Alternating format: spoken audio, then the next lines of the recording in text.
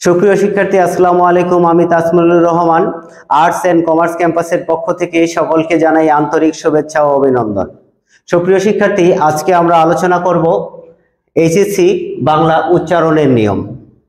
আমরা বাংলা উচ্চারণের নিয়ম ক্লাসগুলো পার্ট বাই পার্ট তোমাদেরকে নিয়ে থাকব। শুরুতেই আমরা আজকে 5টি নিয়ম নিয়ে আলোচনা করব। এরপরে পর্যায়ক্রমে আমরা আমাদের যে বাংলা উচ্চারণের নিয়মগুলো রয়েছে সেগুলো আলোচনা করব। আজকে আমরা দেখতে পাচ্ছি বোর্ডের মধ্যে আমরা লিখেছি যে বানানে থাকলে উচ্চারণে হবে এবং উদাহরণ হিসেবে কিছু শব্দ প্রয়োগ করেছি। ঠিক আছে, তাহলে আমরা এই উদাহরণগুলোর মাধ্যমে আজকে আমরা জেনে নিই আমাদের আজকের 5টি নিয়ম। শুরু করা যাক। শুরুতেই প্রথমে হ্রস্বইকার এবং দীর্ঘইকারের নিয়ম। হ্রস্বইকার এবং দীর্ঘইকার যদি বানানে থাকে তাহলে আমাদের উচ্চারণে হ্রস্বইকার দিয়ে লিখতে হবে।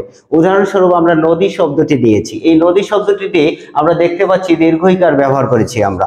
যদি শুরুতে আদ্য অয়ের নিয়ম থাকে এবং তারপরে যদি দীর্ঘইকার থাকে তাহলে সেটা আমাদেরকে হ্রস্বইকার দিয়ে লিখতে হবে এবং শুরুতে আদ্য স্বরেয় এর নিয়ম অনুযায়ী অকারান্ত ব্যবহার করতে হবে।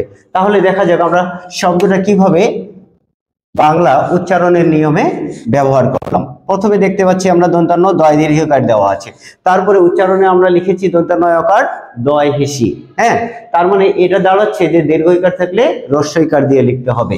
এবার আমরা চলে আসি দ্বিতীয় নিয়মে। দ্বিতীয় নিয়মে আমরা দেখতে পাচ্ছি হ্রস্বইকার এবং দীর্ঘইকার এই দুটি দেওয়া আছে, হ্রস্বইকার এবং দীর্ঘইকার।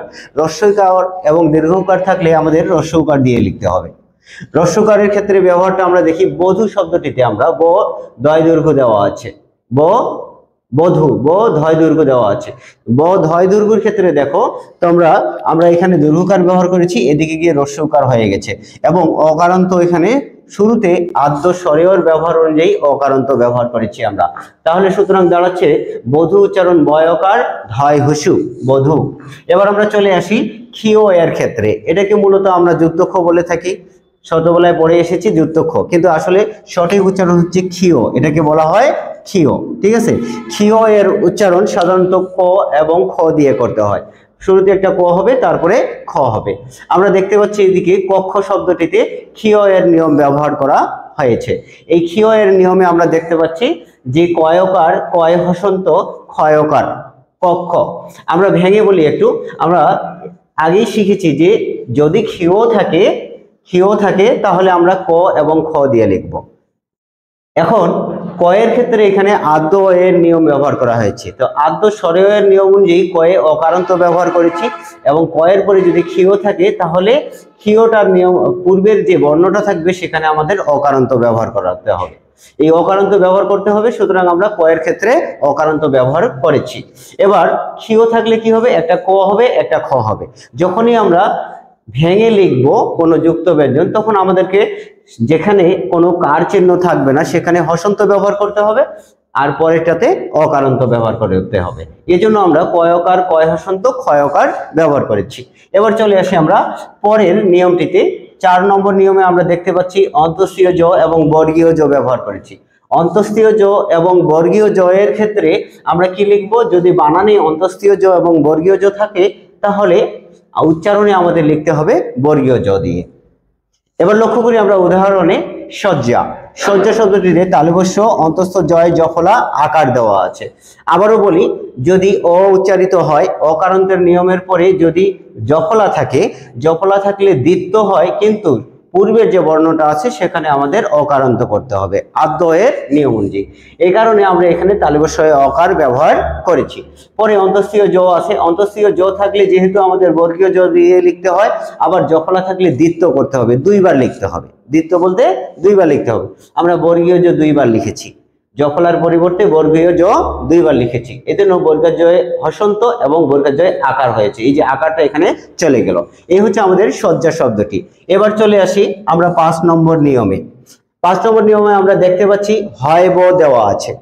হয়ব যদি থাকে তাহলে আমরা হ্রস্ব এবং অ এবং ভ এবং একটা হ্রস্ব ও ভ দিয়ে লিখবো। তাহলে শুরুতেই দেখতে পাচ্ছি আমরা অ এবং ভ।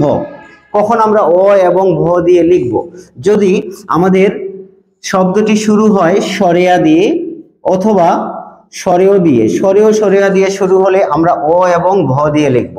অন্যান্য সকল শব্দের ক্ষেত্রে আমরা রস্য এবং ভ দিয়ে লিখব। তাহলে দেখো তোমরা, আমরা আহ্বান শব্দটিতে দেখতে পাচ্ছি যে সরেয়া দিয়ে শুরু হয়েছে।